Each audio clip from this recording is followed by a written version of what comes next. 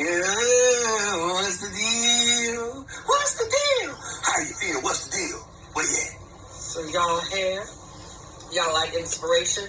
Y'all like motivation? Denise Camille. Y'all like ventilation? Denise Camille. Y'all know I gotta make up a few words here and there, but who y'all here with? Ventilation and Denise Camille.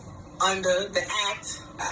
But we not playing no game. We're not into games. We don't like Sega, PlayStation, or Xbox. So y'all here with Dilate the Dialogue with Denise Camille. Dilate the dialogue. We gotta open up, not the legs, but the mind. Denise Camille. Because I know y'all trying to find y'all strength. Denise Camille. Intertwined with the life of me. Denise Camille. Hey y'all, I'm back at it again. Greetings. How's everybody doing today? How are things working? How are things growing? How's life moving? Greetings. I am the one and only Denise Camille, goddess of spirits made into the native. That's who I be. How can I help you heal? I am Denise Camille. So today's episode, I was feeling a little like, what am I guided to speak on today, on this episode? What needs to get out? In today's episode, we're talking about, are your emotions in survival mode? Woo! Let me fix the hair for that one. Because I know, see what I'm saying? I was like, the minute I said fix it, they're like, nope, we're going to go about it this way. You know what? Can we just work with, that's okay. I'm about to just, Denise Camille. Put the Denise Camille on it. Are your emotions in survival mode? Yeah.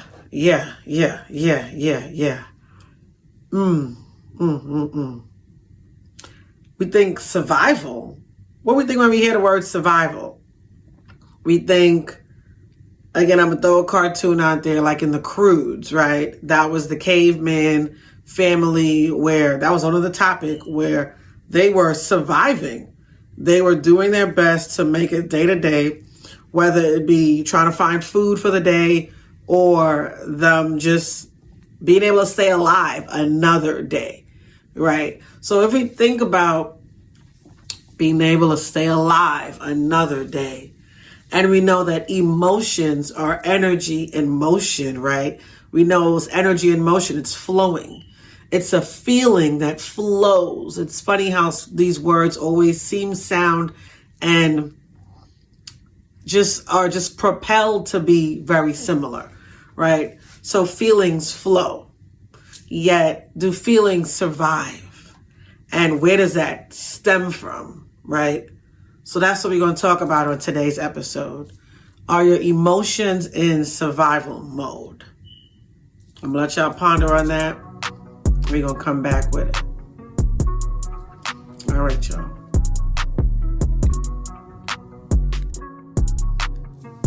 Hey. Greetings. Salutations. I'm back. Denise Camille. Let's talk about it today.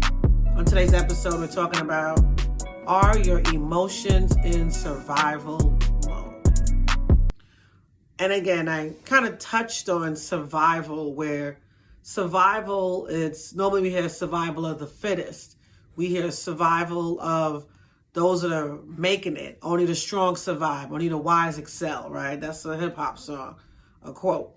Yet, should our emotions be deemed strength or strong?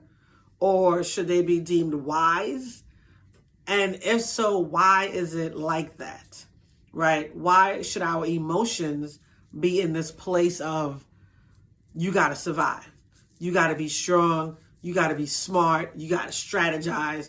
You know, there is such a thing, such a difference between logic and emotion. And I do touch on it in my Barbershop Basics, where men are more emotional than women are more logical. And I'm going to say it again. Men are more emotional and women are more logical. in practical situations, we strategize a plan to create a logical, cohesive structure and a foundation of growth. Most times if you put a man in a similar situation, his plan is based off emotion. I'm going to make sure that we all feel good, that everyone is all okay, that everyone's emotions are not being tested and no one's having panic attacks and we're not in a place of, trying to find how do we hug each other just to stay alive, right? So that logic of survival it's in a place of bare minimum, right? So why would your emotions, which is an energy in motion, why would it be at bare minimum? Why would your emotions be in survival mode? So let's talk about that, right? So if we're dealing with emotions, 9 times out of 10, we're dealing with relationships, whether it be friendships, parent to child, or romantic relationships, right? Where as an individual, we know that we are here to love and be loved.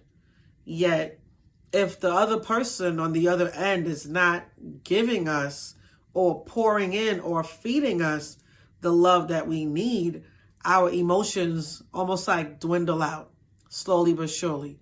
Almost like when you turn the hourglass of the sand, that's how our emotions are getting almost seeping out of us. And then when we get to the bottom, we're in that survival mode of, if I could just make it through today, or like in the cruise, if we could just survive another day with this little bit of food that we have to share between amongst us, right? What does that look like when you're at a place of needing to heal? Would your emotions really still be in a survival place? Because most times, if your emotions are at a survival place, that mode of energy is at a drainage, destitute, sewage type of feelings, right?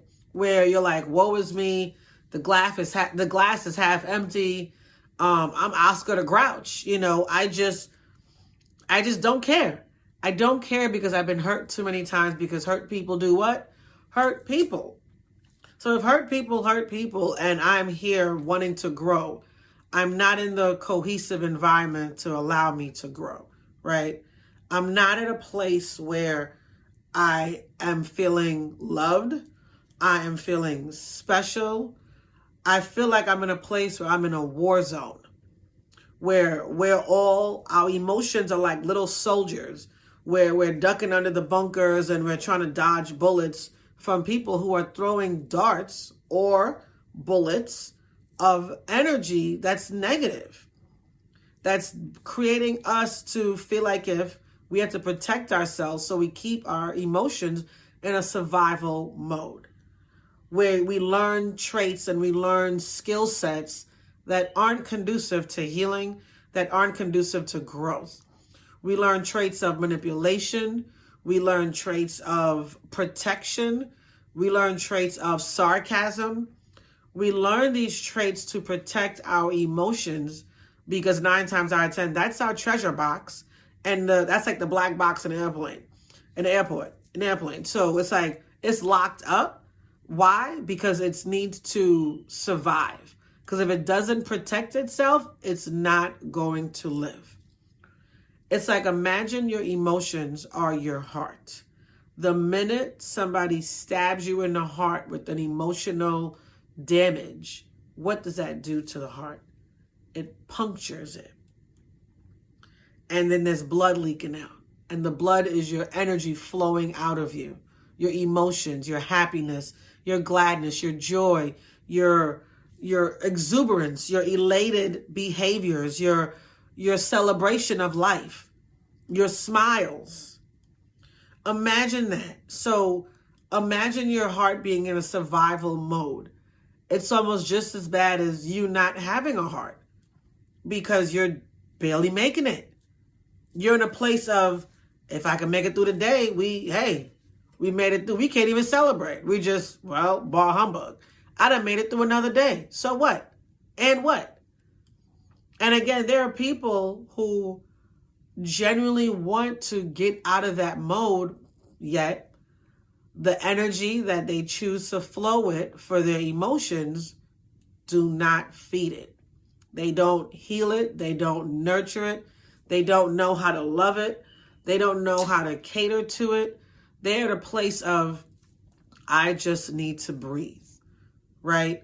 So think about, we're going to take a quick break before we go into segment 2. Yeah, think about what places are your emotions in? Are you in a survival mode? Are you in a strategy mode of your emotions where you know those that are around you have you walking on eggshells? Or the minute they come around you, you feel drained. Or you know that they come to take from you.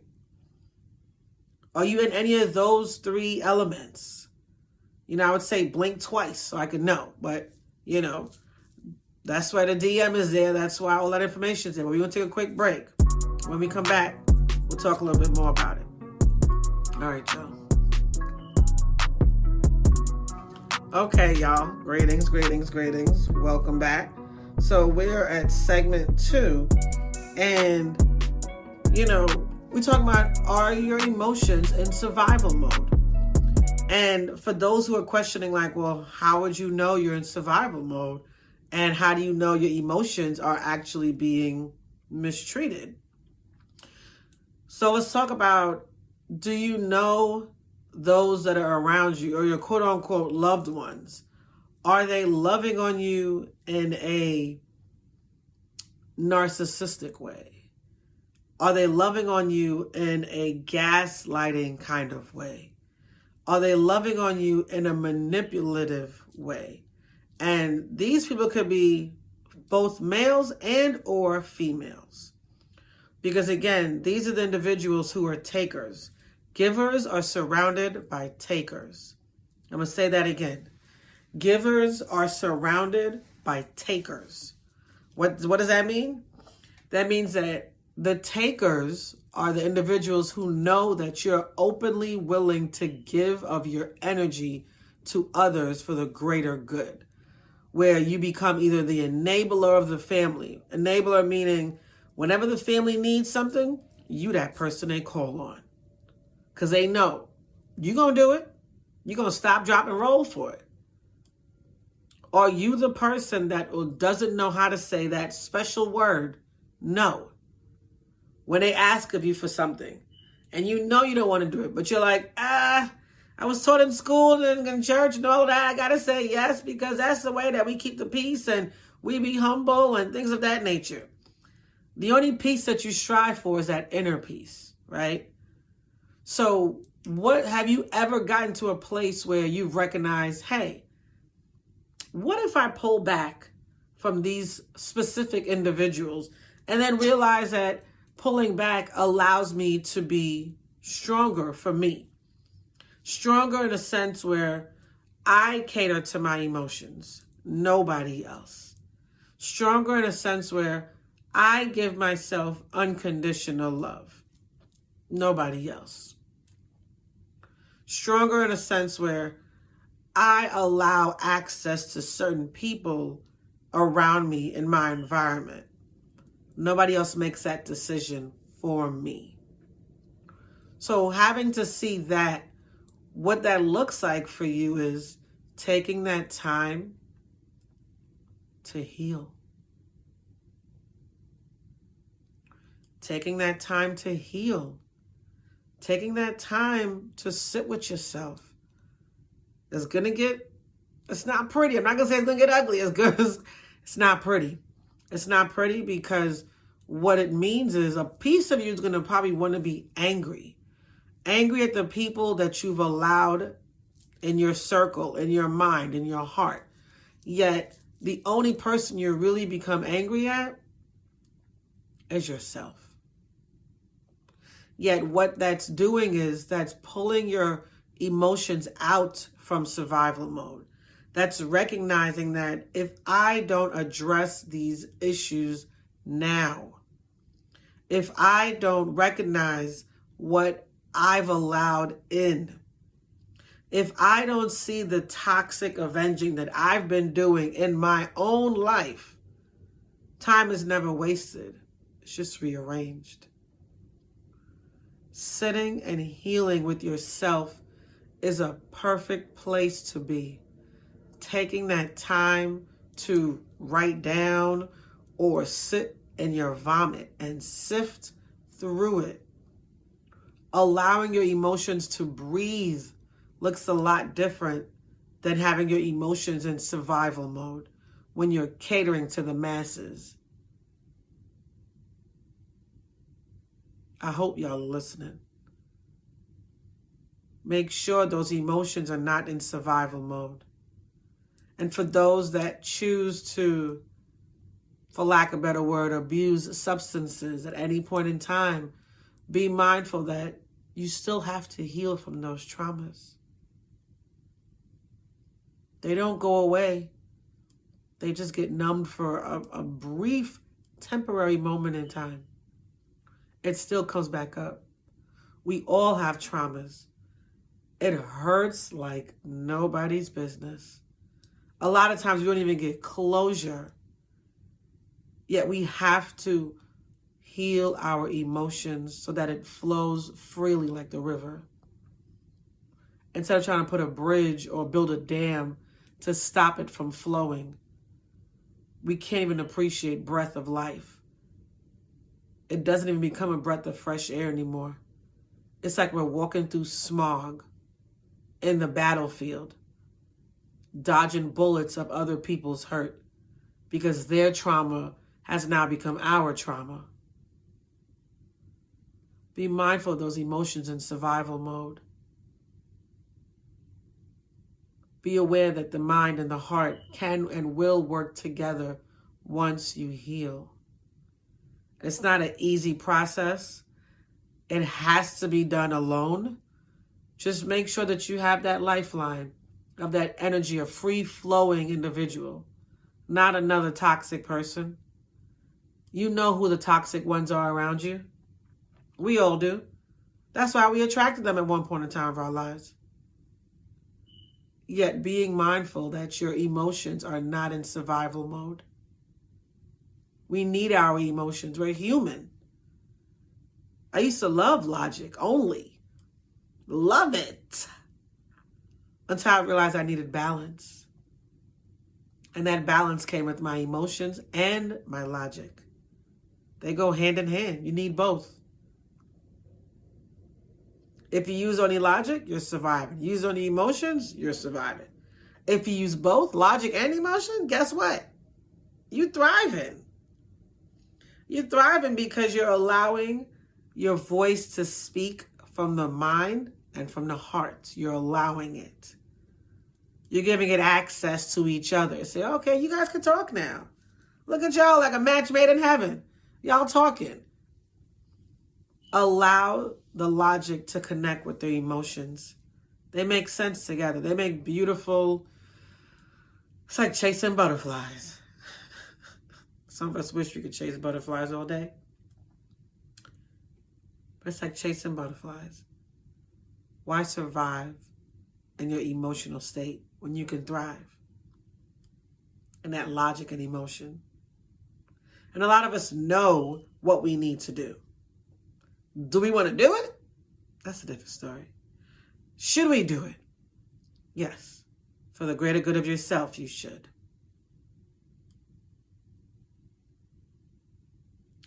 All right, y'all. Any questions, comments, concerns? My info's at the bottom. Click the link in my bio. Hit me up. All right, y'all. Peace.